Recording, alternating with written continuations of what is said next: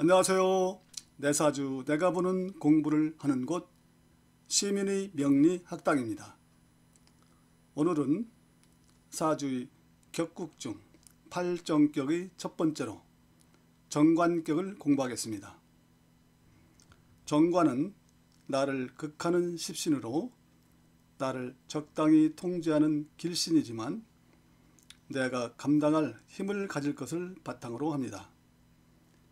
지지에 동일한 오행의 뿌리와 생하는 오행이 있거나 천간의 음양이 같은 오행인 비견이나 일간을 생하는 인성이 있어 일간이 힘이 있고 정관도 뿌리가 견실하다면 금상첨화의 정관격이 될 것입니다. 정관은 반듯한 관의 의미로 명예를 중시하고 법, 질서, 규범을 준수하고 조직에서는 직위와 윗사람을 뜻하기도 하고 규정을 준수하는 고지식함도 정관이 가지는 특성으로 볼 수 있으며 여명의 경우에는 배우자를 뜻하기도 합니다. 정관격의 핵심은 일간이 힘이 있으면서 정관이 잘 보호되는 것입니다.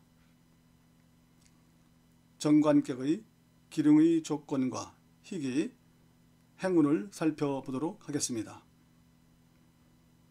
정관이 길한 조건으로는 모든 조건은 일간이 강하다는 것을 전제로 하여 정관이 잘 보호되어 왕성하고 정관을 극하는 상관이 없고 힘을 가진 상관이 있다면 극제하거나 합으로 기능을 묶거나 설기하여 힘을 빼서 정관에 장애를 주지 않아야 하고 정관이 형충으로 손상을 입지 않아야 합니다. 또한 정관과 편관이 혼잡되거나 중첩되지 않고 청하게 정관이 천간에 하나만 투출하고 일간이 건강하며 재성의 생조가 있다면 길한 조건의 정관격을 이룬 것입니다. 정관이 흉한 조건은 일간이 무력하여 정관을 감당할 수 없는 경우, 상관이 투출하여 정관을 파극하여 보호되지 않고 미약한 경우, 정관이 형충이 되어 기능을 발휘할 수 없는 경우, 정관과 편관인 칠살이 혼잡하거나 정관이 중첩되어 청하지 못한 경우를 흉한 조건으로 봅니다.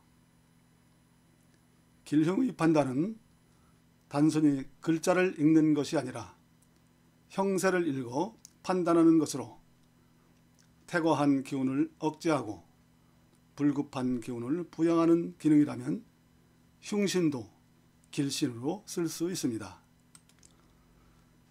정관의 희와 기를 살펴보겠습니다. 정관의 희기 판단은 정관이 천간에 하나만 투출하고 일간이 건왕하며 상관과 칠사를 만나지 않고 재성이 생조하면 부귀한 명으로 보며 정관이 형충파해와 상관이나 칠사를 만나고 비견이나 식신이 정관을 합하여 정관의 기능을 잃거나 겁재가 재성을 극하여 정관을 생조하지 못하는 경우는 격을 이루지 못한 것으로 보는 것입니다. 정관격은 일간이 관성과 재성을 감당할 수 있는 조건에서 정관이 청하고 왕성하면 부귀를 누릴 수 있고 인성이 있으면 명예가 높아지고 재성이 있으면 부와 결실이 좋지만 상호관계에 장애가 없어야 좋은 조건을 갖춘 것입니다. 형충파해와 정관을 파괴하는 상관을 반드시 기피할 조건으로 보는데 식상이 많아 정관을 손상하는 경우, 정관과 칠살 또는 정관과 정관이 혼잡한 경우, 인성이 정관을 설계하는 경우, 정관이 지지의 사절의 위치에 거하는 것은 기피하는 조건입니다. 정관격의 희기는 십신의 상호관계의 배합이 중요한데 재성으로 관성을 생조하면 관성이 강해지고 강해진 관성을 보호하기 위해서는 인성이 호위하여 상관으로부터 정관을 보호하는데 이들이 상호관계에도 위치 배합이 조화를 이루지 못하면 재성이 인성을 극제하여 보호의 틀이 파괴될 수 있습니다. 희귀의 판단은 팔자로 구성되는 사주 전체의 균형의 틀 안에서 판단되어야 하므로 단순한 양자 관계만으로는 절대적 희와 기의 판단을 내릴 수 없습니다. 결국 원칙을 근본으로 하여 사주 내에서 각 십신의 배치와 상호관계의 적합성을 파악하는 것이 격의 희기를 판단하는 관건입니다. 이어서 행운을 살펴보겠습니다. 행운의 관계도 십신의 상호관계를 판단하는 것과 다를 수 없습니다. 행운의 상관관계를 고전의 사례를 중심으로 살펴보겠습니다. 관성의 세력이 태왕한데 재성운이 온다면 태왕한 관성을 생하는 운이 오는 것이니 일간의 압박이 강해질 것이므로 일간의 성세를 판단해야 합니다. 관성이 지지 삼합의 정관국을 이루고 재성이 정관을 생주하는 사주 구성이면 행운은 일간을 돕는 인성이나 비겁이 들어오는 신왕운이 마땅할 것입니다. 정관격에 상관이 정관을 극제하는 배록의 사주라면 재성이 상관을 소통하여 정관을 생하거나 지지로 관성의 왕지가 오거나 상관을 억제하는 운이 좋을 것입니다. 관성과 재성이 왕성하고 일간이 쇠약하면 일간이 재성과 관성을 감당하기 어려울 것이므로 운이 재관운으로 행하면 오히려 공을 이루기 어려운 운이 될 것입니다.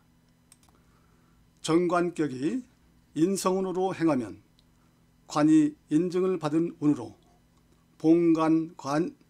간인이라 합니다.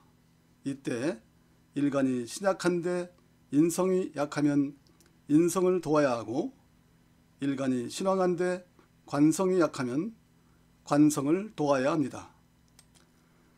정관격이 상관운으로 가면 상관이 관성을 극제하는 배록이 되고 비겁으로 신왕운으로 행하면 비겁이 재성을 극하는 축마가 되는데 배록 축마의 사주는 곤궁함을 겪을 수 있습니다.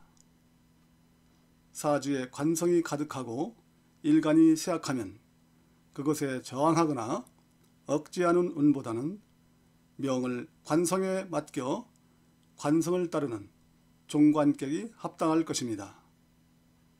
정관격에 재성을 쓰는 경우 일간을 돕는 인성운과 신왕운이 되는 지지가 좋고 일간의 힘을 빼는 식상운은 매우 꺼리며 신왕한데 재성이 경미하고 정관이 약하면 재성운과 정관운을 취함이 좋을 것입니다.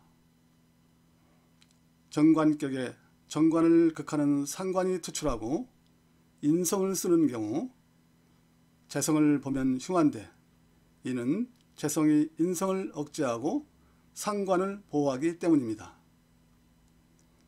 오늘은 격국의 첫 번째 순서로 정관격을 공부하였습니다.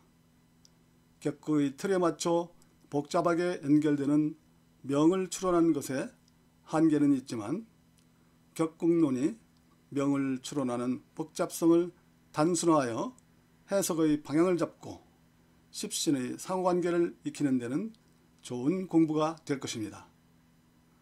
다음 시간은 편관론에서 뵙겠습니다. 시청해 주셔서 감사합니다.